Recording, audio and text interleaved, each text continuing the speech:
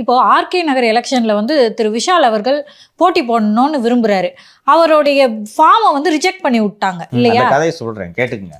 நியாயம் ஜெயித்தது நீதி ஜெயித்தது ஞாபகம் இருக்கா? ஏடிஎம்கே கவர்மெண்ட்ல இருந்துச்சுன்னு நினைக்கிறேன் நான்.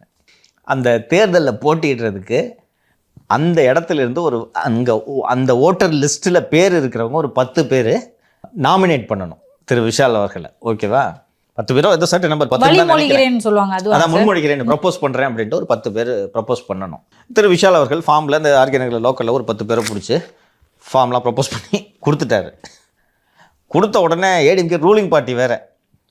அந்த 10 பேரில் 8 பேர் போய் சார் இது ஏன் கையெழுத்து இல்லைன்னா அவங்களே போய் ரிட்டர்ன் ஆஃபீஸர் முன்னாடி சொன்னாங்க. ஸ்க்ரூட்டினின்னு ஒரு நாள் இருக்குது தெரியுமா? இன்றைக்கி வேட்புமனு தாக்கல், வேட்புமனு பரிசீலனைன்னு ஒரு நாள் இருக்குல்ல, அதுக்கப்புறம் நீங்கள் வேட்புமனு தாக்கல் பண்ண முடியாது இல்லைங்களா? அந்த வேட்புமனு பரிசீலனை பண்ணுற அன்னைக்கு ஏடிஎம்கே கவர்மெண்ட் தானே, அண்ணன் ஜெயக்குமார் தான் நினைக்கிறேன், ஏற்பாடு பண்ணி அந்த 10ல் 8 பேர் போய் சார் இது ஏன் கையெழுத்து இல்லை சார், இல்லைப்பா உன் பேர் தான் பச்சை சார், ஏன் கையெழுத்து இல்லைன்றேன், முடிஞ்சு போச்சா, ரிஜெக்டடா.